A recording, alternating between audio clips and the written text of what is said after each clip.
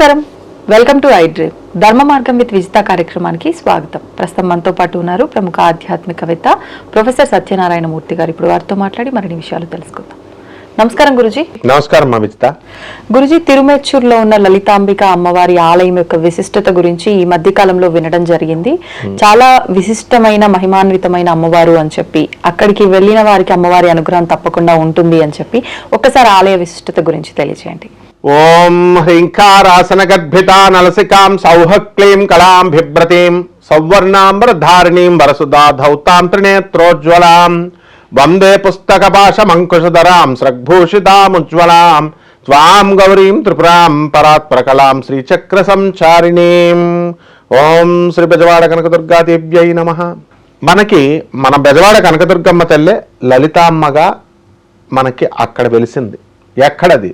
తమిళనాడులో తిరుమేచ్చూర్ దేవాలయము, లలిత అమ్మవారి దేవాలయము అక్కడ వెలిసింది. అసలు ఏం జరిగింది ఇక్కడ? భండాసురుడు అనేటటువంటి ఒక రాక్షసుడు, ఆయన ఎంత పవర్ఫుల్ రాక్షసుడు అంటే మొత్తము శ్రీమన్నారాయణమూర్తి 10 అవతారాలెత్తి చంపినటువంటి కుంభకర్ణ, రావణ, హిరణ్యాక్ష, హిరణ్యకశ్యప ఇలాంటి రాక్షసులను అందరినీ చంపేస్తే మళ్ళీ ఆ రాక్షసులను అందరినీ పుట్టిస్తాడు. అంత పవర్ఫుల్. మరి అమ్మవారు ఏం చేస్తుంది? శభాస్ర అని చెప్పి అమ్మవారికి ఇదెంతసేపు కరాంగుళినకోత్పన్న నారాయణ దశాకృతి. కరము అంటే చెయ్యి, అంగుళము అంటే వేళ్ళు, కర అంగుళి, నఖ అంటే గోల్డ్. ఇలా విదిల్చింది గోళ్ళని. విదిలిస్తే నఖ ఉత్పన్న పుట్టిని. ఏం పుట్టిని? నారాయణ, శ్రీమన్నారాయణమూర్తి యొక్క 10 ఆకృతి అవతారాలు పుట్టినాయి. ఇలా అందంతే. ఒక్కసారి రాముడు, కృష్ణుడు, కూర్మావతారం, మత్స్యావతారం అందరూ పుట్టి వాళ్ళని చంపేశారు ఆ రాక్షసుల్ని.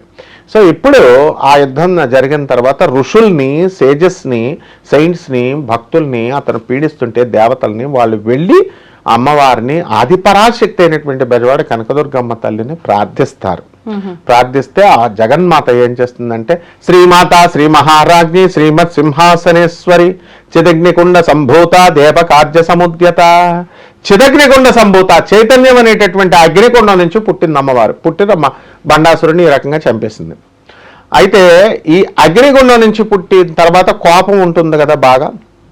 ఆ కోపోద్రిక్తురాలైనటువంటి ఆమెను కైలాసంలో పరమేశ్వరుడు ఏంటంటాడంటే, అమ్మా నువ్వు వెళ్ళి భూలోకంలో భక్తుల్ని అనుగ్రహించు, నీ కోపం పోగొట్టుకోవడానికి తపస్సు చేయి వెళ్ళు అని అంటాడు. అప్పుడు ఆ మనోన్మణి అనేటటువంటి అమ్మవారిగా ఆమె ఆ భూలోకంలో వెలుస్తుంది ఈ లలిత అమ్మవారు. ఆమెనే మనోన్మణి అంటాం. ఆమె ఏం చేసింది? శుభ్రంగా అక్కడ కూర్చొని తపస్సు చేస్తుంది. కోపం పోయింది. ఆ తర్వాత శ్రీచక్రం మీద, మౌంట్ ఆఫ్ శ్రీచక్రం మీద, మనం కుర్చీలో ఎలా సింహాసనం మీద కూర్చుంటాం అలా శ్రీచక్రం మీద కూర్చొని అమ్మవారు ఈ తిరుమేచ్చూరు టెంపుల్లో వెలిసింది, స్వయంభూ. అయితే 16వ శతాబ్దంలో చోళ రాజులు వచ్చి ఆ ఆలయానికి అంతటిని, ఇది కృతయుగంలో జరిగింది. ఇది ఆ యుగాల నుంచి ఆ ప్లేస్లో జరిగింది. దేవాలయాలు పడిపోతూ ఉంటాయి, జల ప్రళయాలు జరుగుతూ ఉంటాయి కదా, ఆ ప్లేస్లో అది అలాగే ఉంటూ వస్తే 16వ శతాబ్దంలో చోళ రాజులు వచ్చి దానికి చక్కగా మంచిగా దేవాలయాన్ని గొప్ప స్కల్ప్చర్స్తో, గొప్ప ఆర్కిటెక్చర్తో నిర్మించారు. బాగుంది. అక్కడ ఏమిటిరా చేసేది అంటే, ఈ నవరాత్రుల సమయంలో ఒక అమ్మవారికి పాయసాన్న ప్రియ త్వక్స్థా పశులోక భయంకరి, పాయసాన్నం అంటే ఇష్టం కాబట్టి అక్కడ ఒక సరస్సు ఉంటుంది.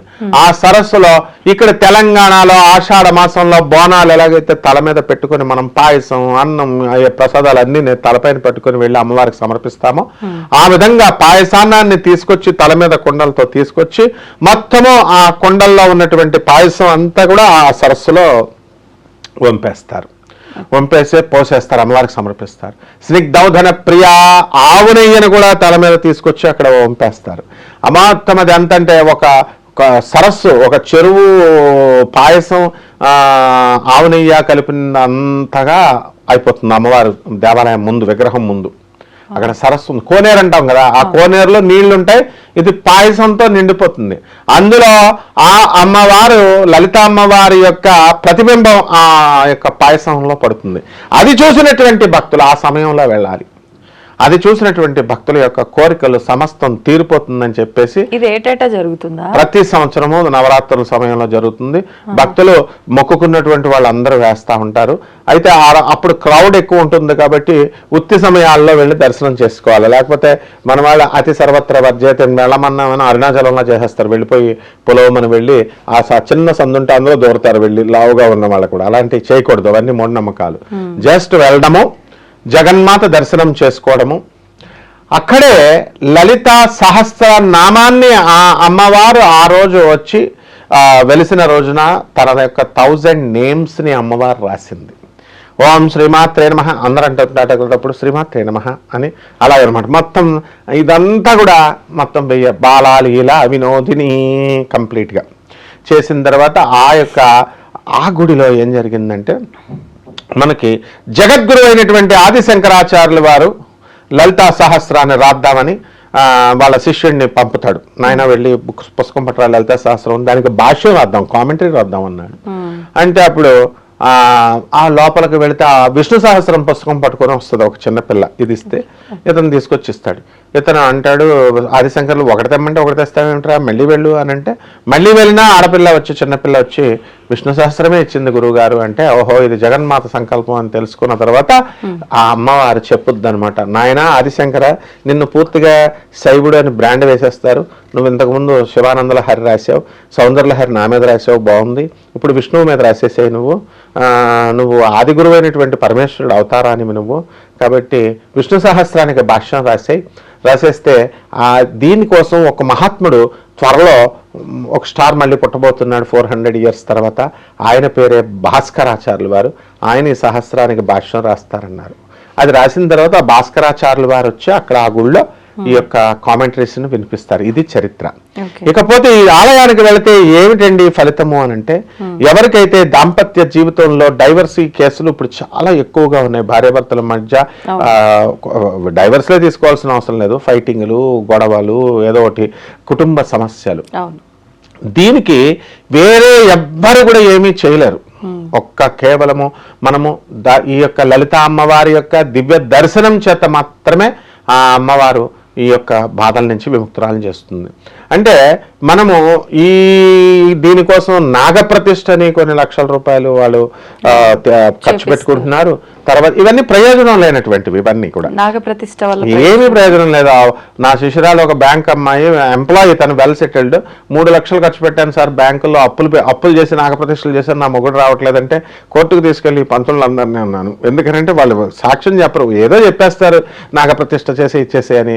అవి ఏమీ జరగవు. కాబట్టి జగన్మాత అయినటువంటి పరమేశ్వరిని మనము సోల్ టచ్ అవ్వాలి, హార్ట్ టచింగ్ లాగా సోల్ టచింగ్.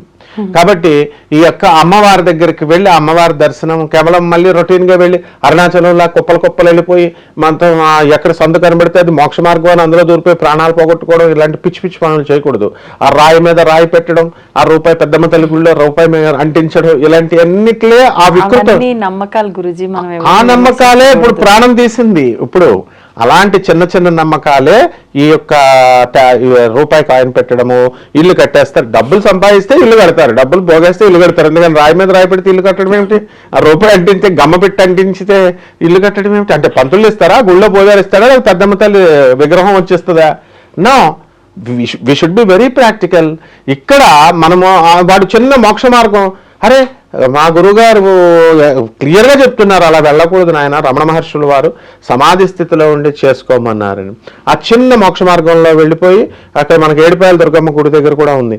వాళ్ళు సందులో ఇలా వెళితే మనం రివర్స్ గేర్లో వస్తాం, ముందు తలపెట్టి వెళ్తాం, అక్కడ కాళ్ళు బయటకు వస్తాయి, బయటకు వచ్చేసరికి ఇలాంటి దేవాలయాలని ఇరుక్కుపోతాం, మనము ప్రాణములు పోతాయి. కాబట్టి చక్కగా మనము ఈ దేవాలయానికి వెళ్ళి కేవలం దర్శనం చేసుకొని ఆ అమ్మవారి యొక్క మన మనస్సుని, మన శరీరాన్ని, మన ఆత్మని అమ్మవారి ఆత్మలోకి టచ్ చేయాలి, అలైన్మెంట్ తీసుకురావాలి.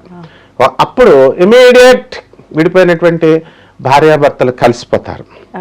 అలాగే మెరాకిల్ జరుగుతుంది. అలాగే గొడవలు జరుగుతున్నటువంటి వాళ్ళు ఎవరైతే తమ భర్తలు ఇతర స్త్రీల వ్యామోహంలో పడిపోయారనుకుంటారో వికర్షణ చేస్తుంది మళ్ళీ. అంతేగాని మళ్ళీ బయట దగ్గరికి వెళ్ళి డబ్బులు ఖర్చు పెట్టుకొని ఏమండి మరుగుమందులు ఇలాంటి నాన్ సెన్స్ అంతా తీసుకోకూడదు. వాడు హెల్తే పోద్ది. వాళ్ళు ఏం కలుపుతున్నారో తెలియదు. వామిటింగ్ రావడానికి వాళ్ళు ఏం చేస్తారు, టాబ్లెట్లు వేస్తారు, మరుగుమందుల్లో టాబ్లెట్లు వేస్తారు, English vomiting tablets and motion tablets. అది వేసేస్తే అది ఏమవుతుందండి, అది వామిటింగ్ సెన్సేషన్ వస్తుంది, కక్కుతారు. అది చూసి మరుగుమందు కక్కేశాడు, మీరు లోపల పెట్టింది కక్కేశారు, మోషన్స్ లో పోయిన. What is all this non sense? అసలు సైన్స్ చదివారా? మనం ఏదన్నా బాడీలో తిన్నది 24 hours లో డైజెస్ట్ అయిపోతుంది. ఎప్పుడో పెట్టిన మందు ఆ బాడీలో ఎందుకు ఉంటది? అరే వీళ్ళంతా నా మూఢనమ్మకాలు పెంచేసి ప్రాణాలు పోతాయి. కరోనా టైంలో ఆ పసర్లు ఆయుష్ అనేటటువంటి సెంట్రల్ గవర్నమెంట్ డిపార్ట్మెంట్ పనిచేస్తుంది. దీంట్లో మనం బాడీ లోపలికి తీసుకునేటటువంటి ఏ పసర్లైనా ఏదైనా సరే మనము అవి టెస్ట్ చేసి వాళ్ళ పర్మిషన్ ఇస్తేనే లోపలికి వేసుకోవాలి. అందువలన అప్పట్లో మనం కరోనా టైంలో ఒక అతను ఆయుర్వేద వైద్యుడు ఒక అతను మందిస్తే సక్సెస్ అయితే ఆయుష్ డిపార్ట్మెంట్ పర్మిషన్ ఇవ్వలేదు. జిల్లేడు వేస్తున్నాడు వీడు, సో జిల్లేడు కళ్ళుకు పోతుందని. గవర్నమెంట్ డిపార్ట్మెంట్ ఉంది. అందువలన ఇలాంటివి ఏమీ అవసరం లేకుండా చక్కగా ఈ వశ్య మోహన ఆకర్షణ విద్వేషణ క్రియలన్నీ కూడా అమ్మవారి దర్శనం చేతే వచ్చేస్తాయి. కాబట్టి ఇట్లాంటి మరుగుమందులు పెట్టక్కర్లేకుండా ఈ యొక్క వశీకరణాలు రివర్స్ చేస్తాం, చేతబళ్ళ తీసేస్తాం, ఇట్లాంటి నాన్ సెన్స్ దగ్గరికి వెళ్లకుండా వేలాది లక్షలాది రూపాయలు వీళ్ళు పోగొట్టుకోకుండా కేవలము వీళ్ళు జగన్మాత అయినటువంటి లలితామ్మవారి దర్శనం మాత్రం చేత ఈ యొక్క భార్యాభర్తలందరూ కూడా కలిసిపోతారమ్మా. ధన్యవాదాలు. And for more videos, please subscribe to iDream channel. Subscribe to iDream Media. Please subscribe to iDream. Please subscribe to iDream. Please subscribe iDream. And please subscribe to iDream. For more videos, subscribe to iDream. please like, share and subscribe to the channel. Congratulations, iDream. Subscribe to iDream. Subscribe to iDream. So subscribe to iDream Media. iDream ki iDream team andarki huge congratulations. Please subscribe iDream Media. Please subscribe to iDream. Subscribe iDream. Please subscribe to iDream. iDream అంటే నా కళల channel subscribe చేసుకున్న నోరు తిరుగుతలేదు. మీరైతే గంట గుర్తు కొట్టండి. For more such videos, please subscribe to iDream. Subscribe to iDream. Please subscribe to iDream. Please subscribe iDream Media. Please do subscribe to iDream. Please subscribe to iDream Media. For best entertainment and information, please subscribe iDream. And don't forget to subscribe to iDream.